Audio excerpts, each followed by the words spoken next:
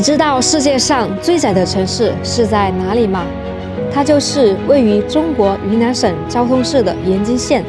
整个县城镶嵌在山谷之中，依山傍水，河道两侧更是险峻的悬崖绝壁。县城的宽度最窄处不足30米，最宽的地方也不过300米。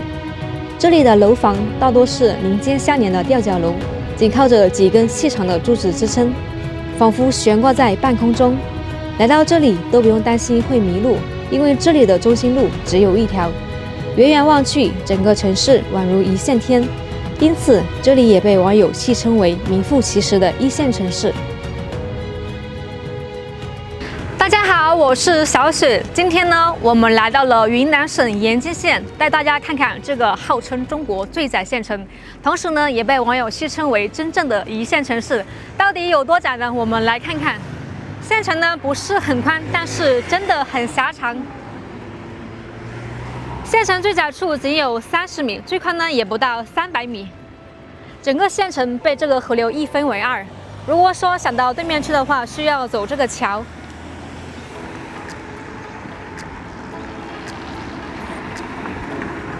上面这条河呢叫做关河，它的全长在306公里，它的源头在芦点县，主要经过昭通、大关、盐津、水富至金沙江汇入长江，属于长江的中上游。关河不仅作为观赏作用，在清朝乾隆时期有着重要的作用，主要用于盐、木材、铜的运输。这边呢是这个盐津县的老城，我们去老城去看一下。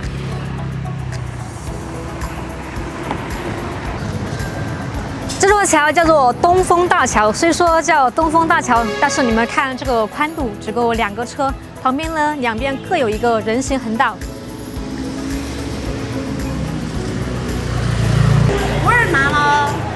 走过这个东风大桥，我们就正式进入县城的主街道了。这已经是我们第2次来了，今天是故地重游。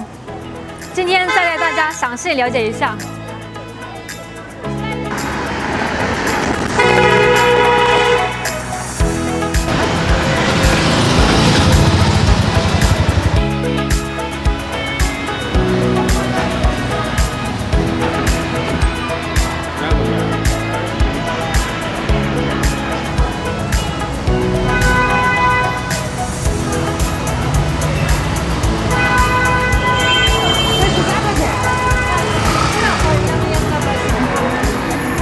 这边只有一排是商铺，然后另外一边的话，它是靠那个山体。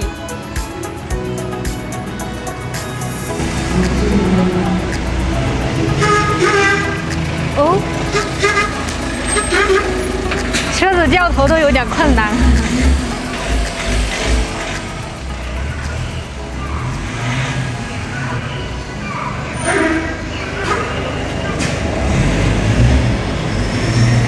这种大车和大车相遇的话，只有一方停下，让另一方先过。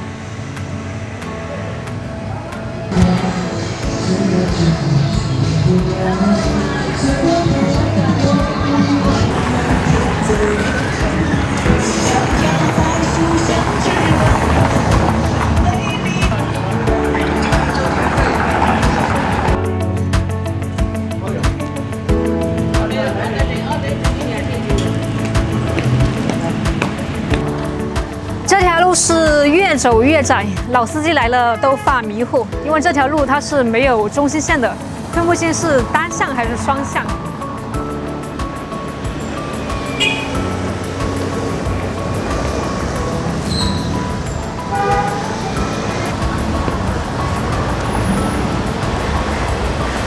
这个路好可怕，你们看，人和车都是在同一条道路上行走。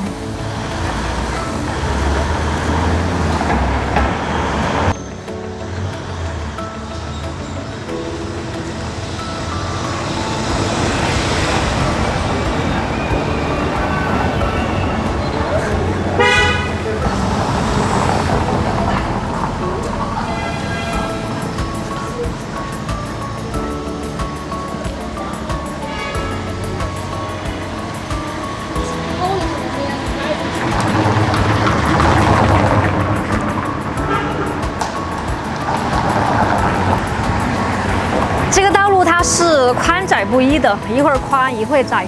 道路有多宽取决于它这个地势。刚才我们从那边走过来的时候，完全看不出它是单行道还是双行道。主要这边呢右边宽了，这边有了中心线。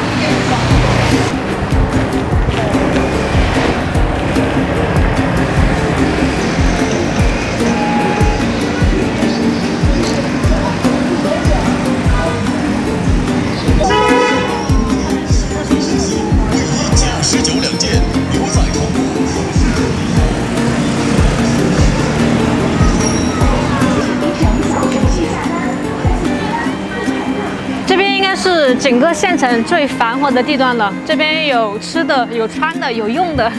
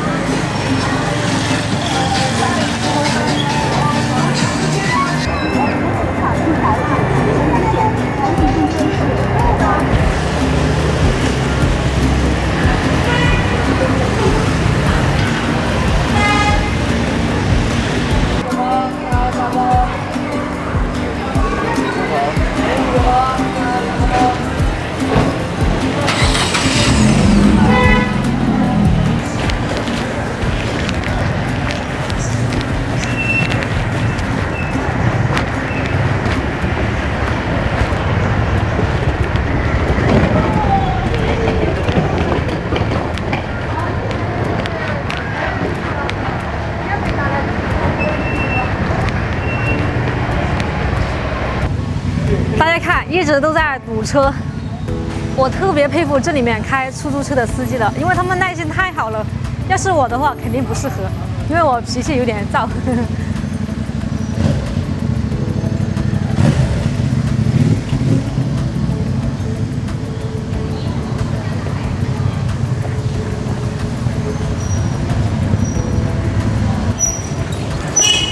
你们看，这个路还能开这个公交车，太佩服他们的技术了。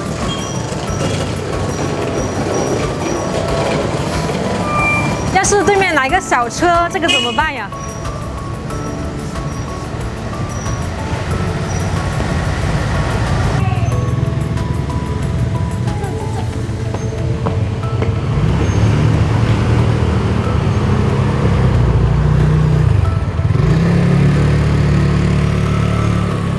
现在我们还没有吃早饭呢，我们准备在这边找一家菜馆去吃一下，看一下这边消费怎么样。走吧，就选这家吧，顺义小吃店。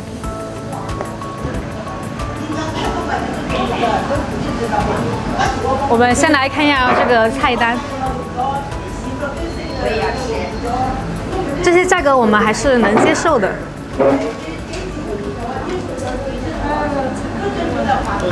我订了。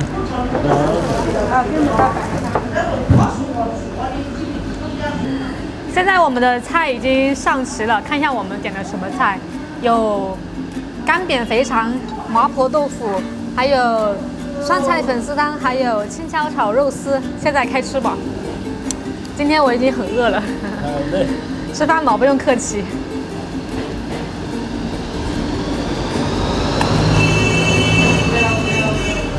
味道挺不错的。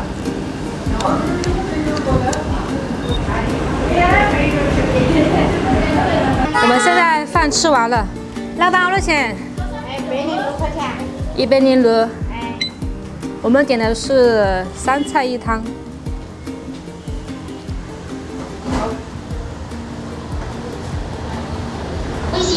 大家觉得这个消费怎么样？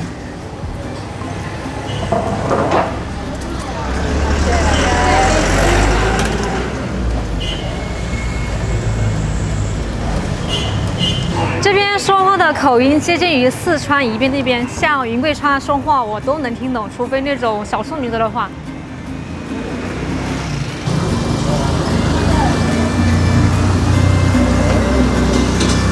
度假10天9夜，你可以在9.1。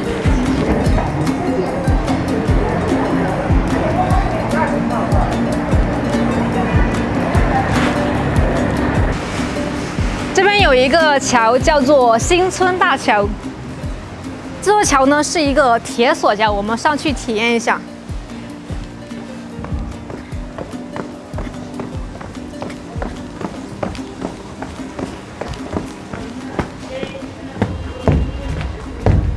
走上去那个哐当哐当的声音，它上面是铺的这个钢板。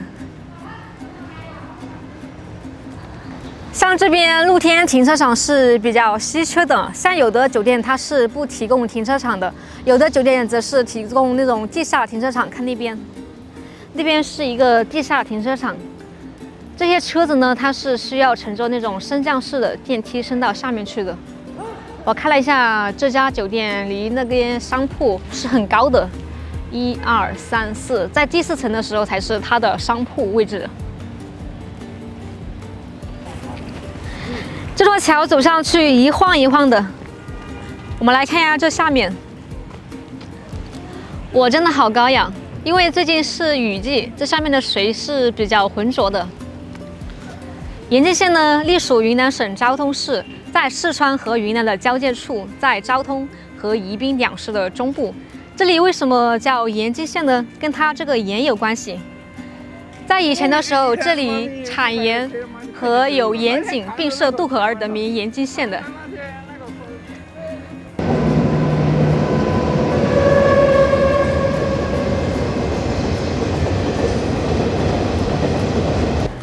不要小看这个县城又窄又小，其实这里的交通还是比较发达的。看那边，那边是一个火车道。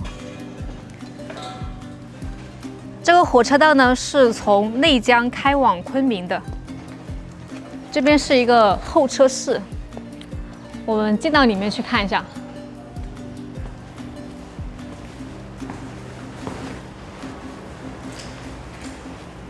这个候车室呢不是很大，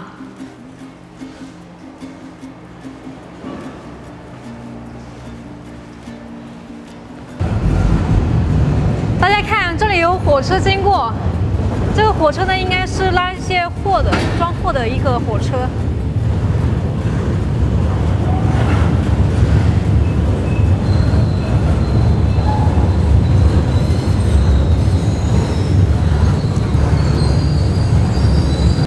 这边有一个延津北站旅客列车表，它每天只有2趟，就是昭通往内江，内江往昭通。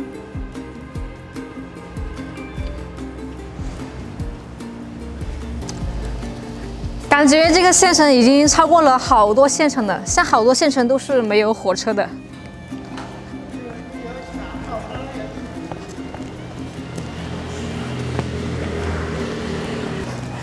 大家看这个火车道都是依靠着这个崖壁修建的，穿越了一座又一座的大山。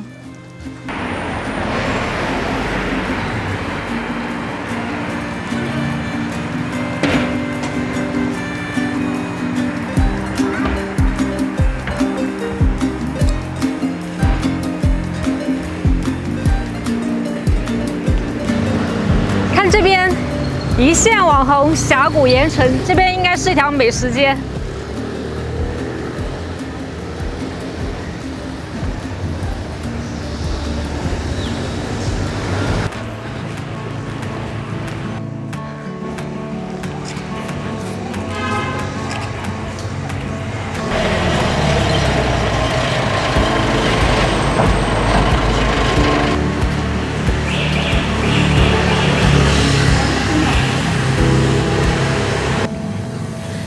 这条街虽然叫美食街，但是基本上都是那种饭店，并不是我想的那种地摊美食。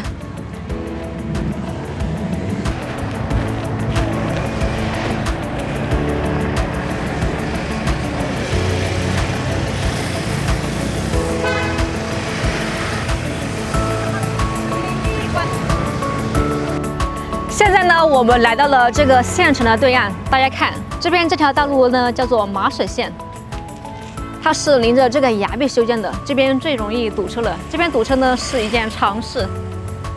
再给大家看一下这边的房屋，你们看，因为这边的房屋呢受地势限制，所有的房屋呢都是依山而建。临河一岸的房屋都是采用的吊脚楼，与土家吊脚楼不一样，这里用的是砖石修建的，仅仅只靠着几根柱子支撑，看着呢是摇摇欲坠，就好像是悬在半空，看的真是让人胆战心惊。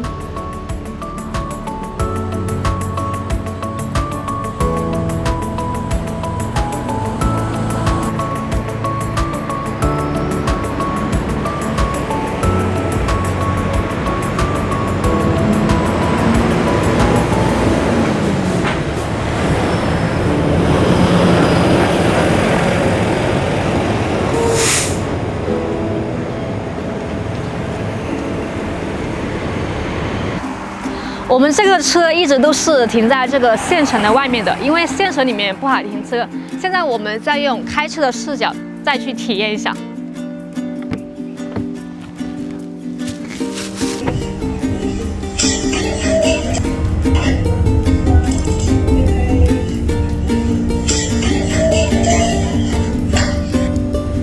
我们这个车呢，现在是在县城的外面，现在准备往城里面走。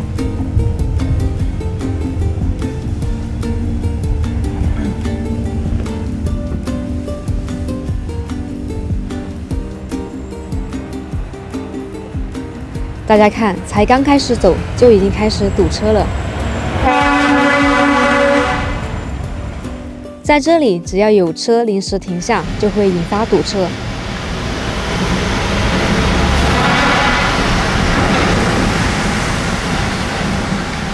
这种情况呢，也只能等对方的车走了，我们才能过去。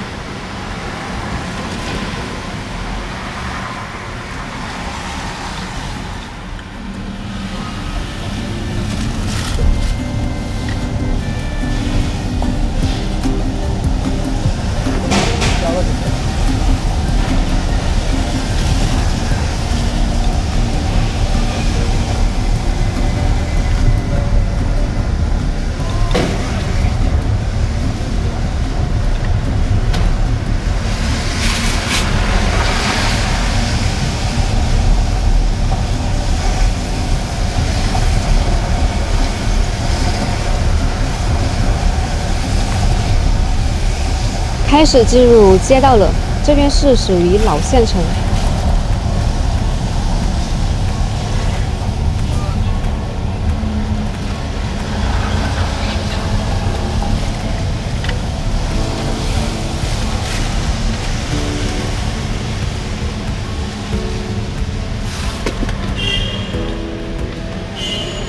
我感觉在这里开公交车真的需要很大的耐心。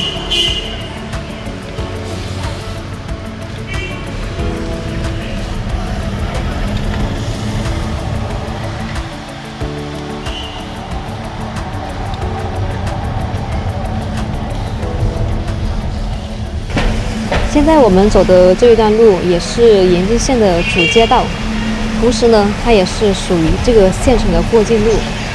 因为地理的关系，它等于是街道和过境路是一起共用的。因为这个地势所致，没有办法。这条过境路呢，也叫马水线。等一下我们要右转进入县城的老城区。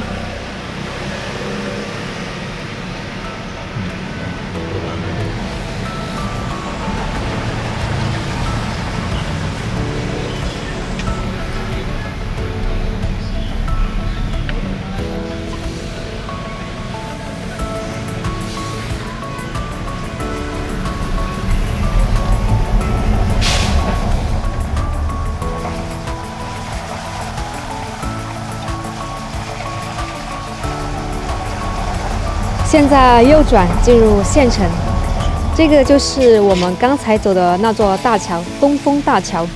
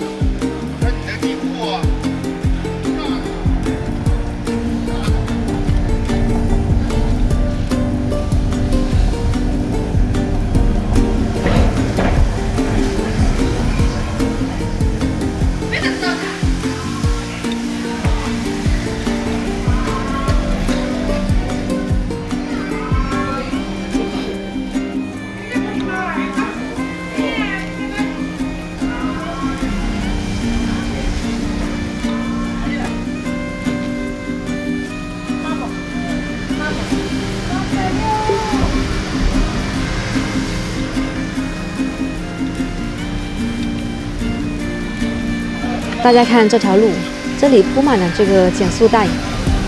这条路走到这里了，中心线就没有了，因为它特别的窄。第一次来的外地老司机就很容易搞懵，这里到底是单行线呢，还是双行线？要不是前面这辆小货车的话，我们也不知道它其实是一条双行道，我们都在这里搞懵了。看对面来车的话，真的就很麻烦，在这里会车也是非常考验技术。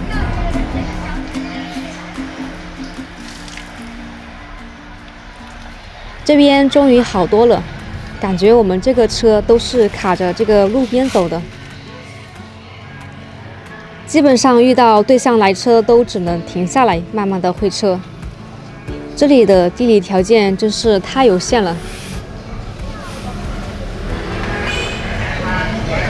全部清干，牙膏、牙刷。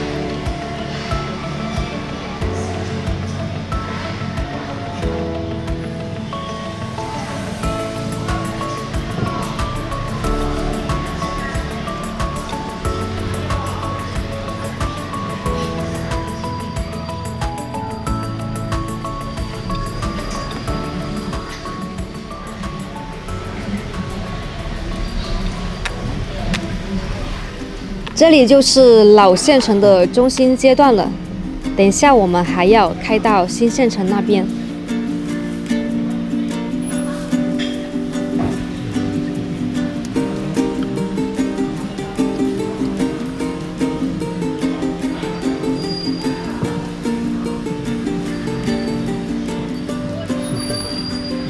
这个出租车要掉头，要等一下。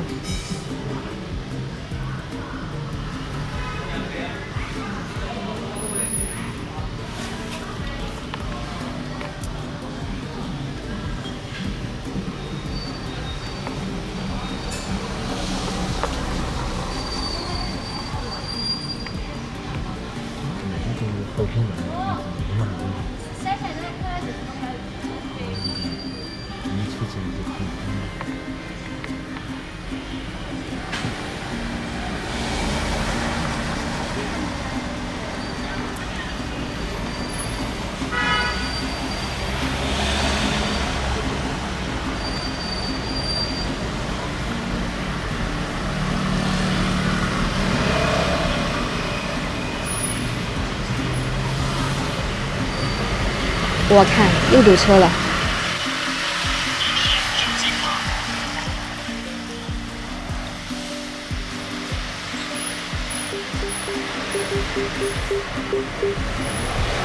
我感觉在这里开车不仅需要过硬的技术，还需要很大的耐心，因为在这里面开车，你不是在堵车，就是在堵车的路上，所以你必须要有很好的耐心。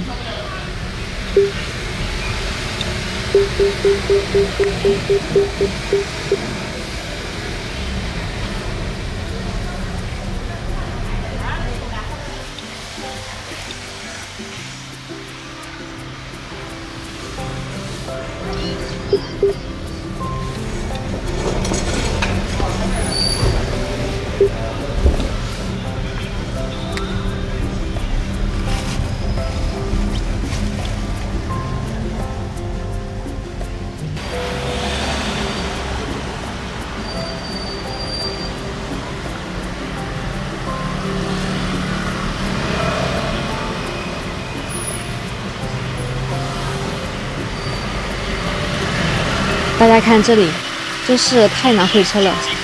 我们这个车呢，要比前面那个车宽一点，只能先到这里让了。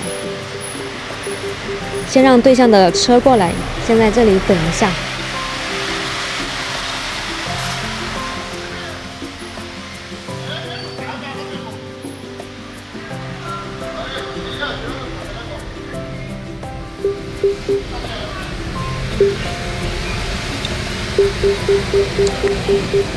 这个出租车过来了，我们能过吗？感觉我们都要贴到旁边的墙壁了，真的感觉旁边一点缝隙都没有了。这里真的太考验技术了。刚才我们在这里看到还有公交车也往这里经过，我们在这里都过得如履薄冰，真的是难以想象要有多好的技术呀！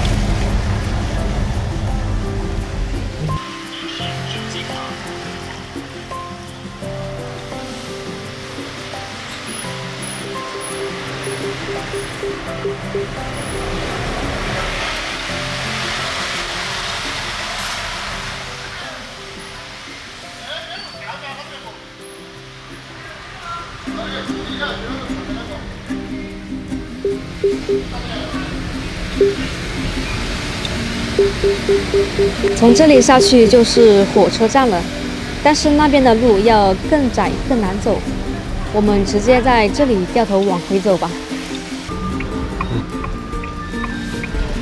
看这里就是我们刚才看到那个美食街道了，一线网红峡谷县城。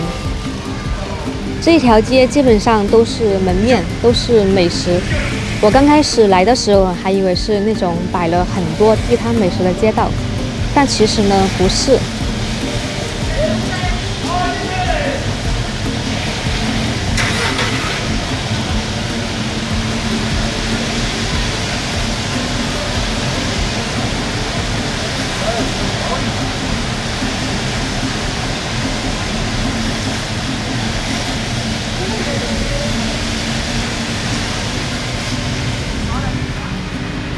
对面那个车让我们先过。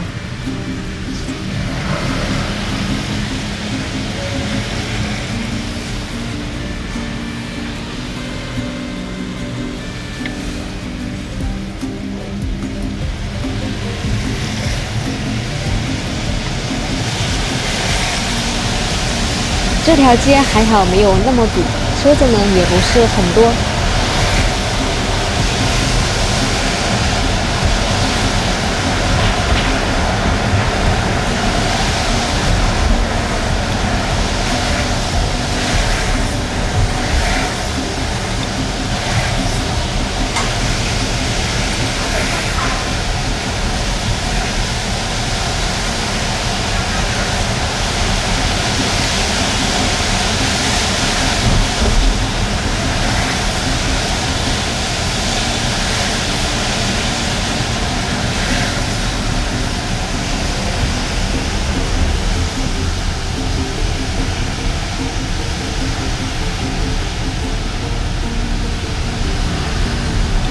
从这里转上去，就回到我们刚才那个街道了。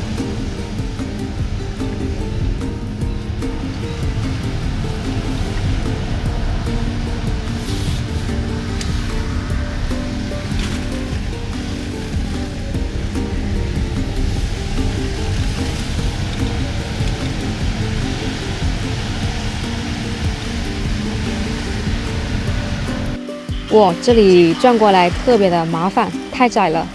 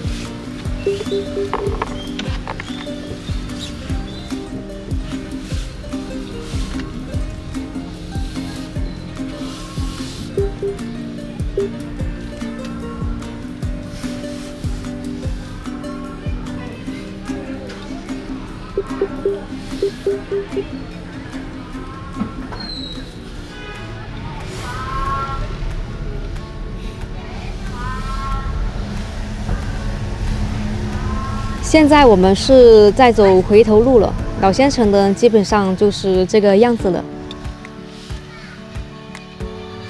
现在我们要往回走，回到东风大桥，再右转，经过马水线，再走到新县城去。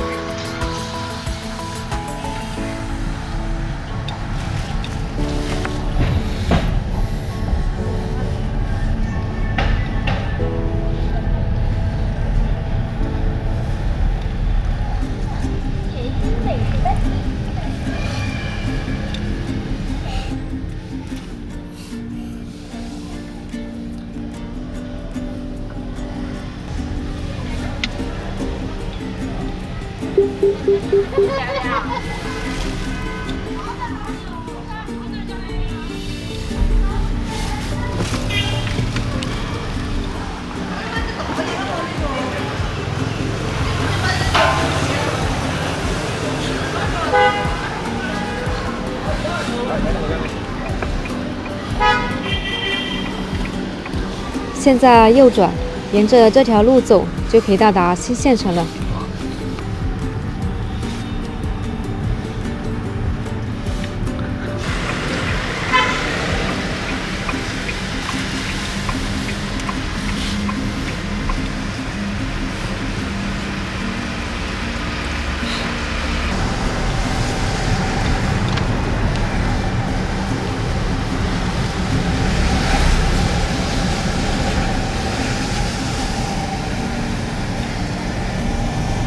大家看，这边的路完全是走在悬崖绝壁下，让人胆战心惊。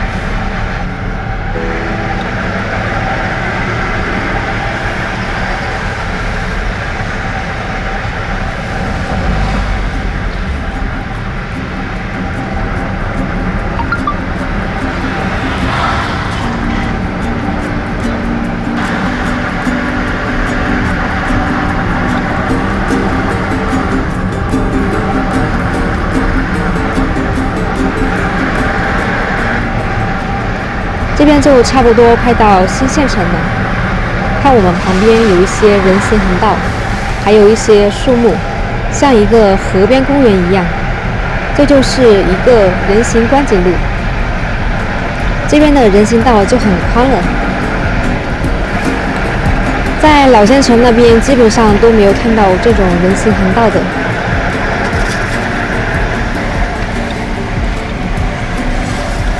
在这边好多了，可能是因为是新县城的关系，这边的规划也好多了。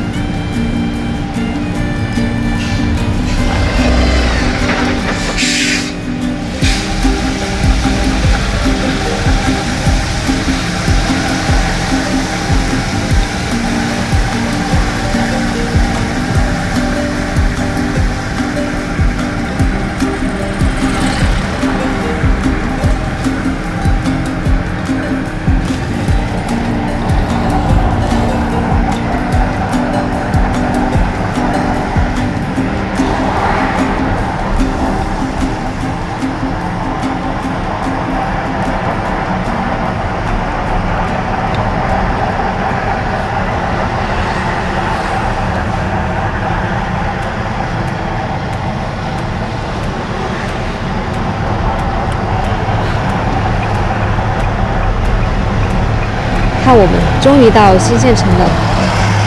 这边的城建和房子就要感觉新很多，这边的街道也更宽一些，路边的两旁也种的有树木。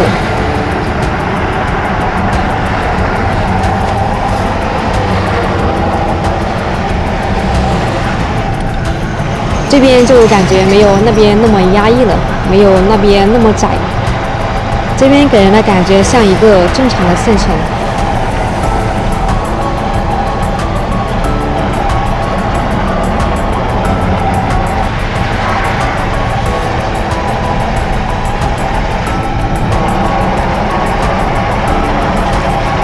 大家有没有注意到一个问题？看我们前面有一个红绿灯，在老县城的时候，我们是一个红绿灯都没有看到，对不对？但在这边呢，我们居然看到有一个红绿灯了。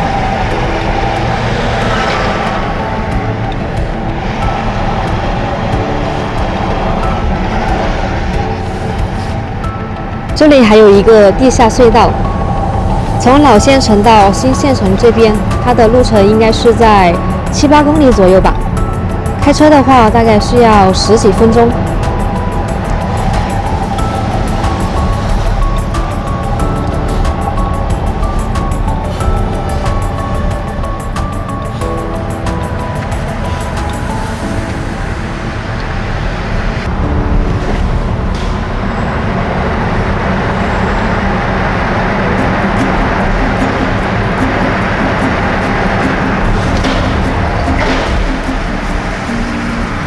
这个新县城呢，我们就差不多走完了，这边就要出城了。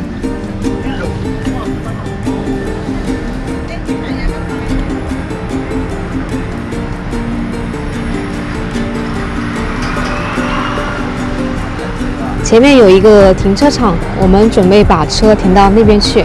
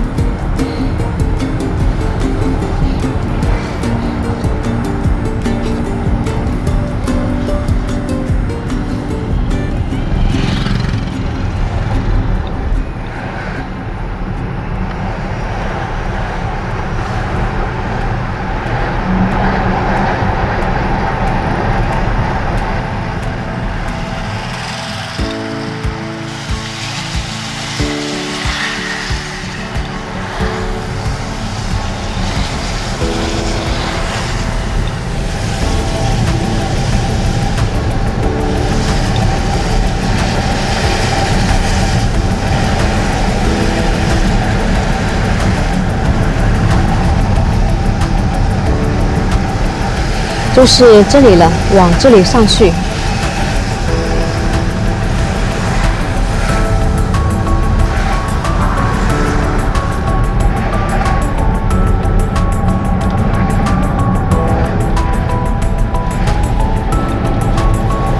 我们车今天就停在这里吧。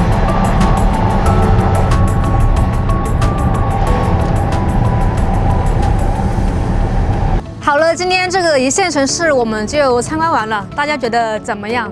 我觉得真是让人大开眼界。今天就分享到这里吧，我们下次再见，拜拜。